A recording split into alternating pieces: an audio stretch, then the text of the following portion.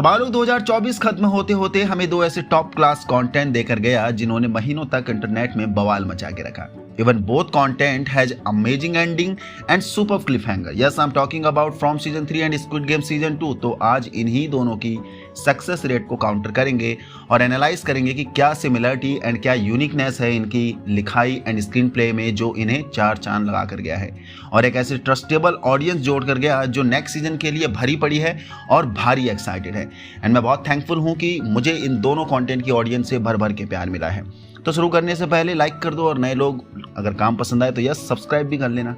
अगर देखा जाए तो दोनों सीरीज के कोई नए कॉन्सेप्ट नहीं थे। इससे पहले भी हमने बहुत से ऐसे थ्रिल सर्वाइवल हॉरर कंटेंट देख रखे हैं, but the uniqueness of both series that जिसने रिपीटेड कॉन्सेप्ट का इस्तेमाल करने के बाद भी अपना नया फ्लेवर डाला है। जहां पहले फ्रॉम सीरीज की बात करें तो जिसमें सिर्फ टाउन में घुसने का रास्ता तो है लेकिन निकलने के लिए आपको ढेर सारे पजल्स को सॉल्व करना पड़ेगा, या यूं कहो कि अभी तक तीसरा सीजन आ चुका है लेकिन सर्वाइवर लगातार कोशिश कर रहा है इस पजल को सॉल्व करने के लिए, इस कर्स्ड टाउन से बाहर निकलने के लिए। पर मेरी नज़र में बाल भी माका अभी तक नहीं कर पाए हैं। वहाँ फंसे जितने भी लोग हैं मिस्ट्री को टस से मस नहीं हिला पाए हैं। मेन थिंग इज दैट कि डिफिकल्टी का जो लेवल है इन दोनों सीरीज का वो अल्ट्रा हाई लेवल का है, जहाँ राइटर की राइटिंग में वहाँ फंसे सर्वाइवर के लिए कोई भी मर्सी नहीं है। अगर मौत के चपेटे में अपना लीडिंग मेन कैरेक्टर भी आ गया तो राइटर इन्हें भी मारने में कोई भी संकोच नहीं करेगा, जरा भी नहीं। और यही इस शो की सबसे बेहतरीन बात लगी कि लीडिंग कैरेक्टर के लिए भी कोई सॉफ्ट एंगल नहीं है, क्योंकि अगर देखा जाए तो इस कहानी की शुरुआत जिम, टेविथा एंड उन दोनों के परिवार से हुई थी, लेकिन हमने थर्ड सीजन की एंडिंग में देखा जिम को बिना संकोच राइटर ने मार दिया, जबकि इस कहानी का बेस इसी फैमिली को सेंटर में रखकर मजबूत करा गया था। एंड बाकी खास बात इसकी ये लगी कि बाकी के कैरेक्टर जो हमें टाउन में मिले उन्होंने अपनी जगह बनाई एक मेन कैरेक्टर के रूप में हम सभी के दिल में। जहां देखा जाए तो बॉयड को एक लीडिंग कैरेक्टर के हिसाब से डिनोट करा जाता है और वो लीड भी कर रहा है सभी को। तो सीधा सा कहना है कि राइटर की राइटिंग अपने सभी कैरेक्टर के लिए अनपार्शियल एंड अमेजिंग है। दैट्स वाई कि ये मिंट व्यूअर्स को अच्छा लगा।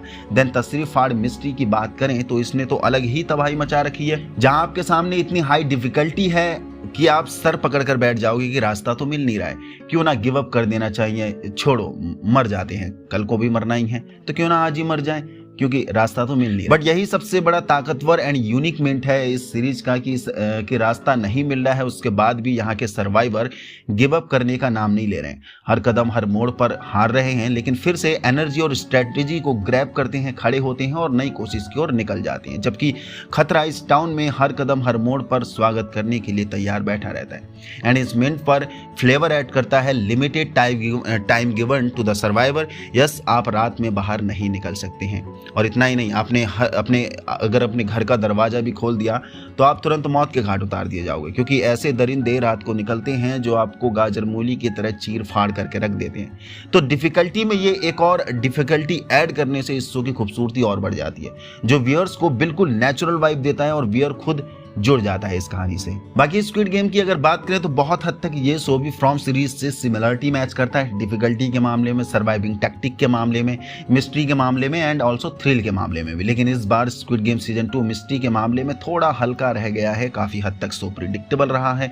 बट हाँ, डिफिकल्टी की बात करें तो अमेजिंग लेवल की डिफिकल्टी है। कैसे सीजन 1 से लेकर सीजन 2 तक मेकर सिर्फ प्लेयर के साथ ही नहीं खेलता है बल्कि हम लोगों के साथ भी लगातार खेलता है, क्योंकि गेम जितने भी खिलाए जाते हैं वो होते हैं बच्चे वाले, लेकिन कहते हैं ना कि जितना सरल हमें चीजें दिखती हैं वो उतनी होती नहीं है, यानी वो उतनी ही टेढ़ी होती हैं। यस, एक छोटी सी गलती का भुगतान आप खुद की जान देकर करते हो, जो हमने दोनों सीजन में अभी तक देखते आए हैं। देखा जाए तो फ्रॉम की तरह आप भी एक ट्रैप पर स्क्विड गेम में फंस तो जाते हैं, लेकिन फ्रॉम से अलग चीज स्क्विड गेम की ये है कि यहाँ से निकलने का आपको मौका तो दिया जाता है, लेकिन मेकर ट्विस्ट वहां डाल देता है जब इस फ्लेवर में लालच को ऐड कर देता है, यानी योर ग्रीड, और वही लालच फिर आपको उस ट्रैप से निकलने भी नहीं देती है और अंत में आप अपनी जान गंवा कर ही मानते हो।